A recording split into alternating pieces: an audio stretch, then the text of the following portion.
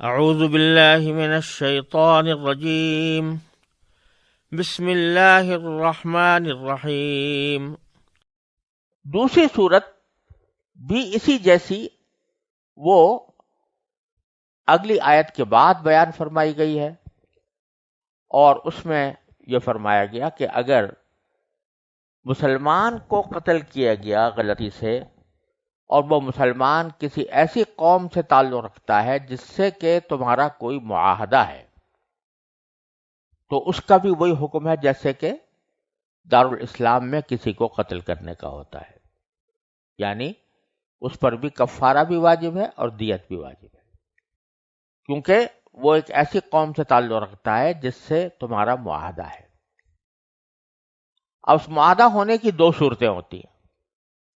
ایک صورت یہ ہے کہ غیر مسلم لوگ دارالاسلام میں امن کے ساتھ رہ رہے ہیں اور ان کا اسلامی حکومت کے ساتھ ایک معاہدہ ہے جس کے تحت وہ امن کے ساتھ اسلامی حکومت میں رہتے ہیں اور یا جزیہ ادا کرتے ہیں یا کوئی اور معاہدہ ان کے ساتھ جو ہے اس معاہدے کی پابندی کرتے ہیں، تو چاہے وہ مسلمان نہ ہوں لیکن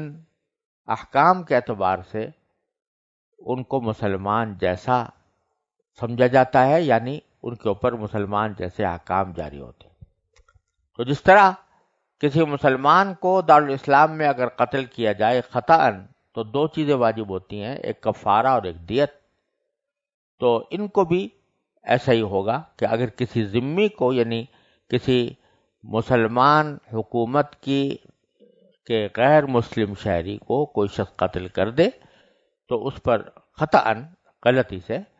تو اس کے اوپر بھی ایک کفارہ بھی واجب ہوگا اور دیت بھی آئے گی۔ اس کو اللہ تبارک و تعالی نے آیت نمبر 92 میں بیان فرمایا ہے، اور اس میں یہ فرمایا کہ وَإِن كَانَ مِن قَوْمٍ بَيْنَكُمْ وَبَيْنَهُمْ مِيثَاقٌ،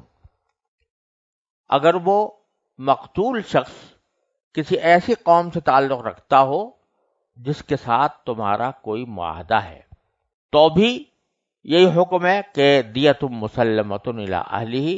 یہ فرض ہے کہ خون بہا اس کے وارثوں تک پہنچایا جائے، وتحریر رقبۃ مومنہ، اور ایک مسلمان غلام کو آزاد کیا جائے۔ فمن لم یجد، اگر کسی کے پاس غلام نہ ہو تو اس پر فرض ہے کہ فصیام شہرین متتابعین، کہ 2 مہینے تک مسلسل روزے رکھے۔ توبۃ من اللہ، یہ توبہ کا طریقہ ہے جو اللہ نے مقرر کیا ہے۔ وکان اللہ علیما حکیما، اور اللہ علیم اور حکیم ہے، علم میں بھی کامل ہے اور حکمت میں بھی کامل ہے۔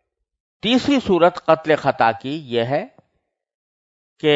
جو شخص خطأً غلطی سے قتل ہوا وہ کسی دارالحرب میں رہتا، یعنی ایسی غیر مسلم حکومت میں جس سے مسلمانوں کا کوئی معاہدہ نہیں ہے، جنگ بندی کا کوئی معاہدہ نہیں ہے، اس حکومت کے تحت کوئی شخص رہتا تھا، مسلمان تھا، اور کسی شخص سے غلطی سے قتل ہو گیا کہ گولی غلط چل گئی یا مارنا کسی اور کو شکار کو مقصود تھا اور غلطی سے گولی اس مسلمان کو لگ گئی، تو اس صورت کا حکم قرآن کریم نے بیان فرمایا کہ صرف کفارہ دینا ہوگا اور دیت واجب نہیں ہوگی، کیونکہ وہ اگرچہ مسلمان ہے لیکن دارالحرب میں رہتا ہے، تو اس کے اوپر اسلامی احکام جاری نہیں کیے جا سکتے پوری طرح، تو اس کے لیے صرف حکم ہے کہ وہ قاتل کفارہ ادا کرے اور دیت واجب نہیں ہے۔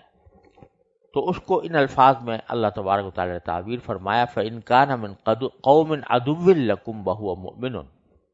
کہ اگر مقتول کسی ایسی قوم سے تعلق رکھتا ہو تمہاری دشمن ہے مگر وہ خود مسلمان ہو، یعنی مقتول مسلمان ہو، فَتَحْرِيرُ رَقَبَةٍ مُؤْمِنَةٍ، تو بس ایک مسلمان غلام کو آزاد کر دینا فرض ہے، یعنی خون بہا دینا واجب نہیں ہے۔ یہ ساری تینوں قسمیں قتل خطا کی اللہ تعالی نے بیان فرمائی، جس میں کوئی شخص دوسرے کو غلطی سے قتل کر دے۔ پھر آخر میں آیت نمبر 93 میں اللہ تبارک و تعالی نے قتل عمد کی وعید بیان فرمائی ہے. یہ فرمایا کہ وَمَن يَقْتُلْ مُؤْمِنًا مُتَعَمِّدًا، اور جو شخص کسی مسلمان کو جان بوجھ کر قتل کرے فَجَزَاؤُهُ جہنم، تو اس کی سزا جہنم ہے، خالداً فیہا، جس میں وہ ہمیشہ رہے گا، وغضب اللہ علیہ، اور اللہ اس پر غضب نازل کرے گا، ولعنہ، اور اس پر لعنت بھیجے گا، وَأَعَدَّ لَهُ عَذَابًا عَظِيمًا، اور اللہ نے اس کے لیے زبردست عذاب تیار کر رکھا ہے. یہاں اس آیت کریمہ میں جان بوجھ کر قتل کرنے والے کی اخروی سزا بیان فرمائی گئی ہے، یعنی آخرت میں اس کا انجام بہت برا ہوگا، جہنم اس کا ٹھکانہ ہوگا، ہمیشہ اس میں رہے گا، اور اللہ کا غضب، اللہ تعالیٰ کی لعنت اس کے اوپر نازل ہوگی، اور بہت بڑا عذاب اس کے لیے اللہ تعالیٰ نے تیار کر رکھا ہے.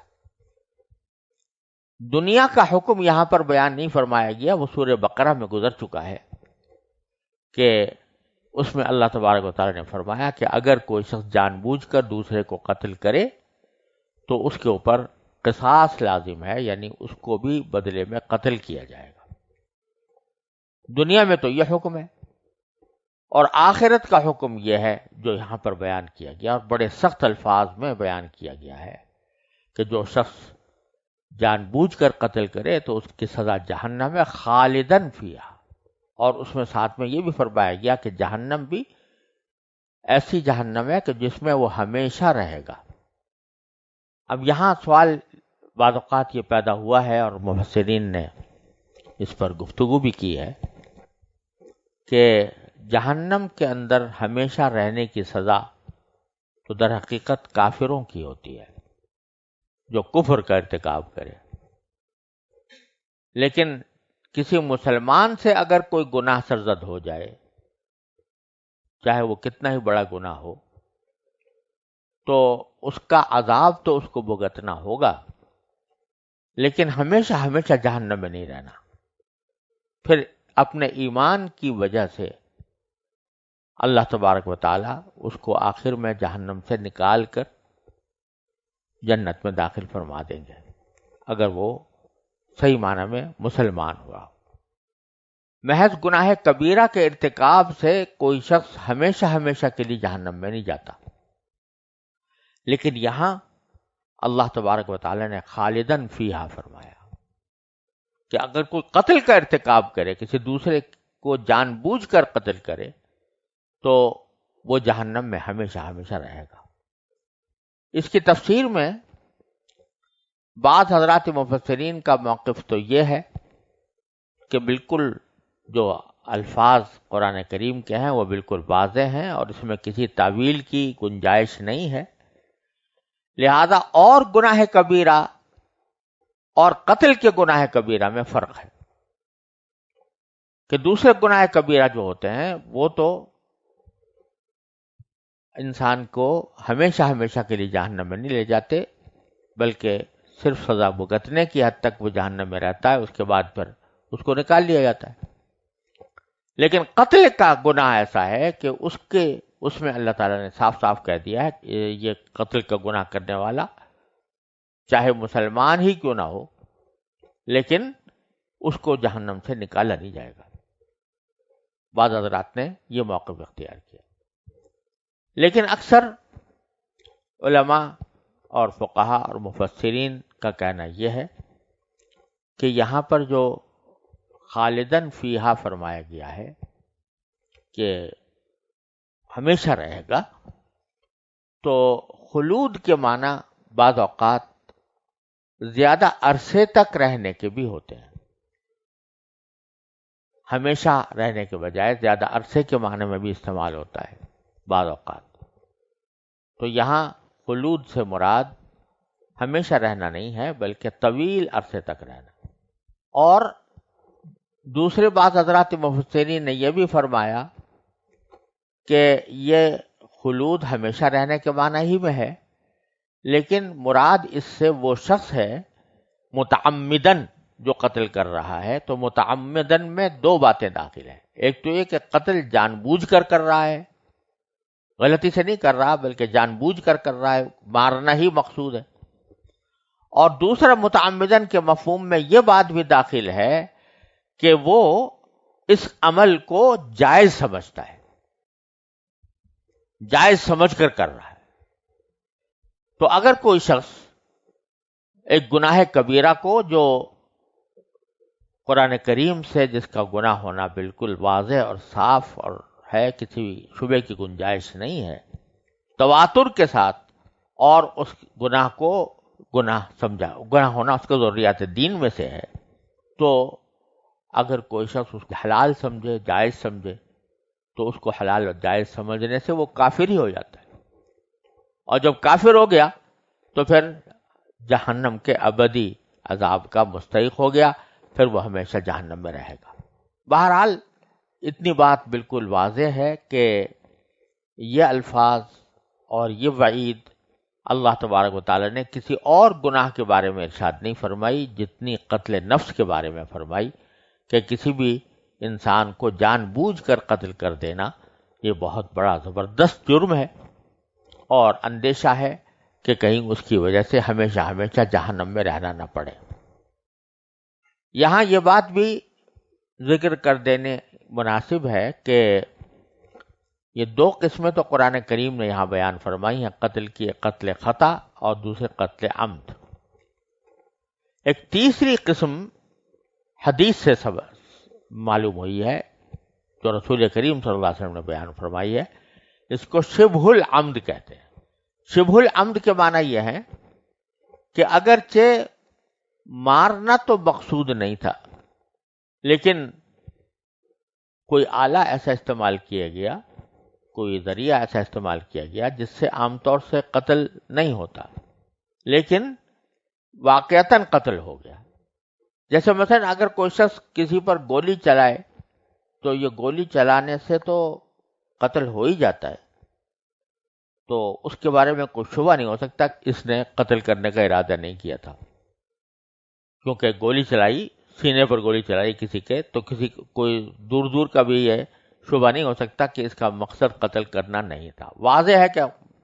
مقصود قتل کرنا تھا. لیکن کسی کو لاٹھی سے مارا تو لاٹھی کوئی ایسی چیز نہیں ہے کہ جو قتل کر دیتی ہو عام حالات میں، لیکن اس نے قتل کر دیا، لاٹھی کے ذریعے اس کی موت واقع ہو گئی، تو یہ شبہ العمد کہلاتا ہے. اور شبہ العمد کا حکم بھی حدیث میں بیان فرمایا گیا ہے کہ اس صورت میں دیت آتی ہے جیسا کہ قتل خطا میں آتی ہے، اور دیت مغلظہ ہوتی ہے، اور اللہ تبارک و تعالیٰ کی طرف سے اس عمل کے اندر بھی گناہ ہے، کیونکہ اس نے اگرچہ آلہ قتل کرنے والا استعمال نہیں کیا لیکن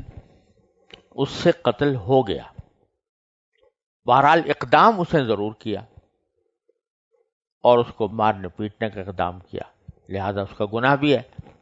اور ساتھ ساتھ اس کے اندر دیت بھی واجب.